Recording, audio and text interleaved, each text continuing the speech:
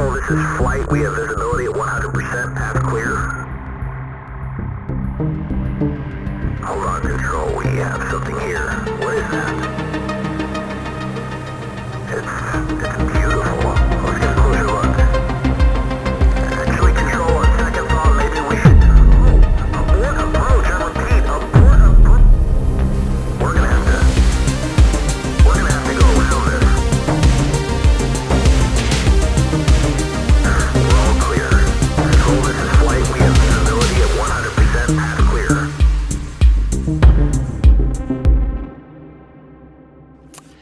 In any game, there are rules, right? Like, in order to know how to play a game with another person, you got to know the rules.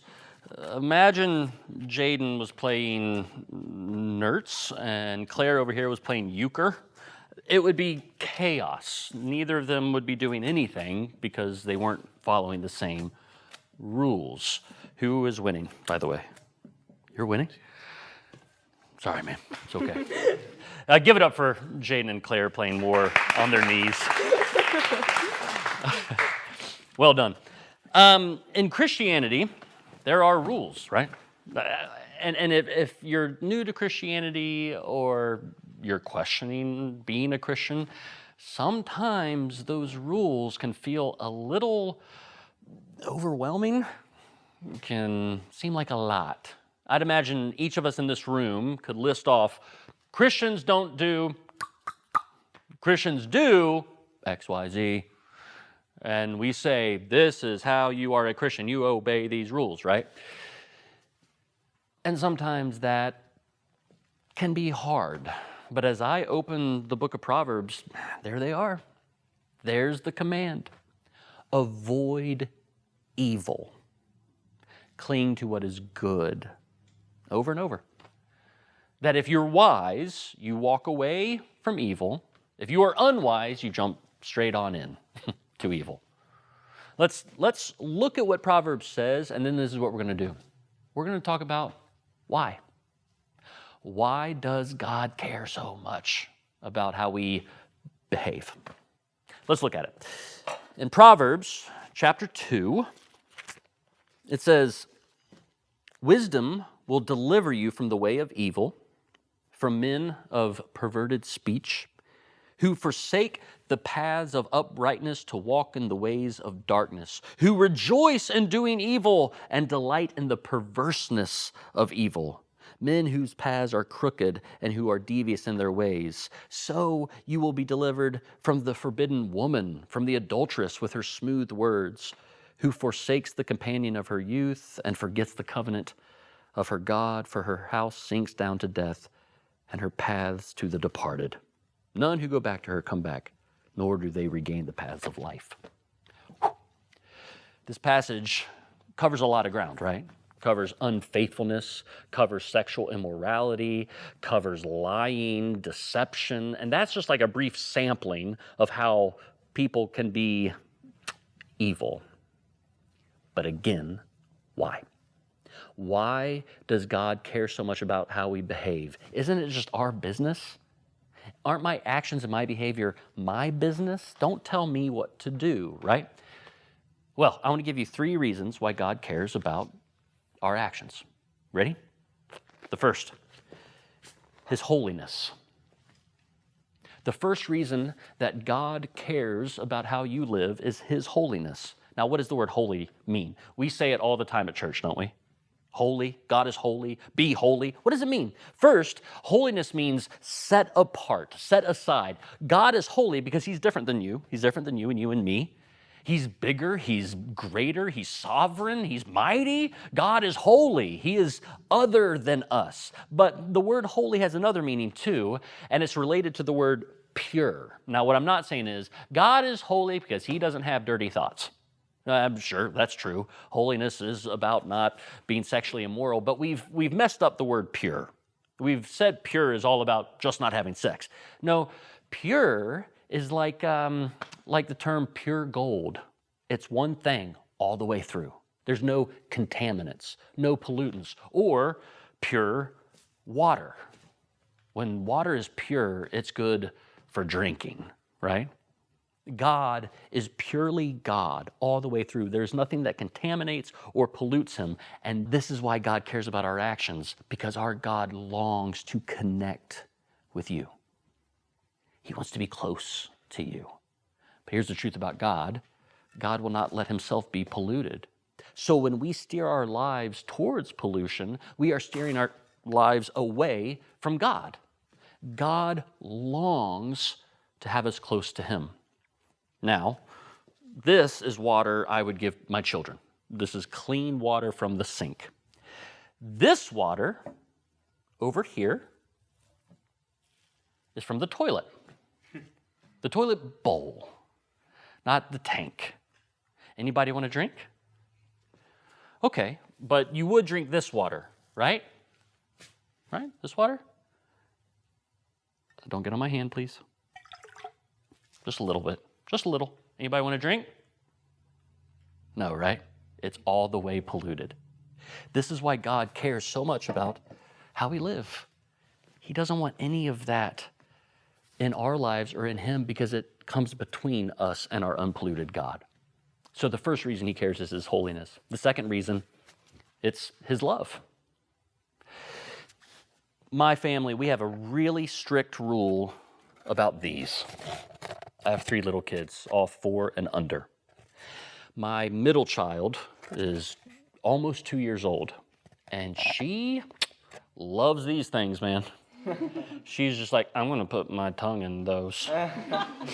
And it is crazy how strict of a rule we have about these. It's like a no compromise. Do not mess with these, right? But she's just like, I'm gonna disobey that every day. So you know what I do? I say, well, who am I to tell her how to live? You know? Who am I to get in her way of her own expression? It's her journey, you know? No, I go over there and I pick her up and I move her away from the danger, and I even say the word N-O. I say no, because I don't want my little girl to explode. I love her. So my love for her is concerned about her actions. Now, do you know what my wife and I have not done? We have not gone through our house and removed every power outlet. You know why? Because power outlets are really good. You know what? We can plug our fridge into this and provide for our children with the food it keeps cold. A lot of times, the parameters God puts up in your life, it's around things that are good, but are to be used in an appropriate way. This goes for sex, obviously, right? Sex is good. It's a good thing. But there are parameters around it to keep it a holy thing and not a destructive thing. It's his love that is concerned with how you live. Third reason God cares about our behavior, it's his justice. During the Civil War, surgeons used these. This is a bone saw, and it's terrifying. During the Civil War, they were faced with some very grim realities, these surgeons. Young men would come in mutilated and torn up, and the surgeon's only method was, well, what can we cut off to save this life? One especially damaging form of ammunition were these things called mini balls that would enter the body and then explode into shrapnel. And it would take pieces of the clothing and the dirt and the environment and embed it into a man's arm or leg or whatever else. The only option was to cut it off, because the surgeon knew we need to save the whole body. If you view humanity as, well, a body of sorts, and if you have evil that you are tampering with, well, evil will always hurt another person. Even if you think, I'm doing this in private, I'm not hurting anybody, it always affects the body. Because if you are polluted, you are part of humanity, and so you are part of me. And we are all affected when one of us is polluted. So it's God's justice that demands we wisely avoid evil. Now, let's get real. Let's get real for a second. You and I both know that all of that is easier said than done. Okay, God's holiness, his love, his justice, that's why he doesn't want us to do bad things. But then when we want to do that thing in front of us, it's real hard to think through all that and avoid it, right? And so I can teach this lesson, and maybe it creates anxiety in you, where you think, I want to be good, but am I just polluted? Am I evil? We have to look at Proverbs in light of the gospel. And the gospel is this. Yes, we are polluted. We are imperfect. And God doesn't want to share the same space with polluted people. So he sent Jesus down onto a cross to undergo a torturous, horrible death so that his blood could pour down and clean us all the way out, so that God could become a place to dwell again. It looks like this. We all give ourselves labels. Most of them just boil down to this. We just call ourselves sinner. Like, this is what I am. I'm messed up. I've done horrible things.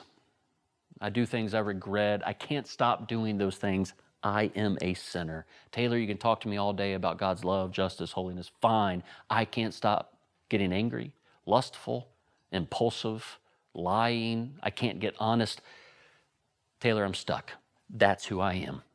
And I just don't know if God's grace is going to be enough to cover this. I understand that. I've had those times in my life as well. But if you believe in the gospel, you believe that Jesus' blood washes you. And that when he came down onto that cross and cleansed you, he covered your label. And that as much as you think it's there, I wrote it there, I am a sinner, God looks at it and goes, I just see my son's blood. That's what I see.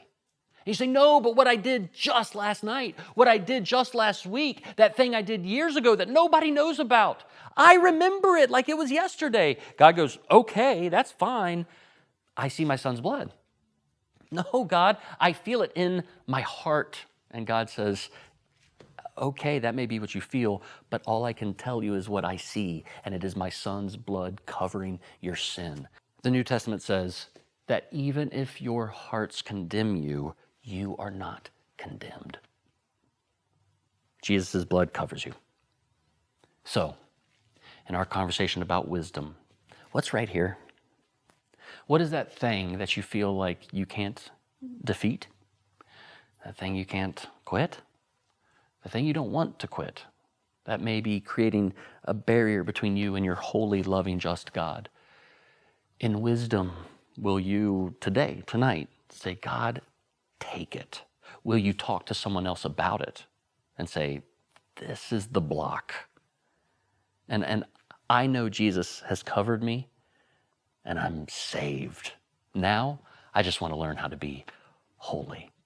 God, make us wise, make us pure, and thank you for your blood. Amen.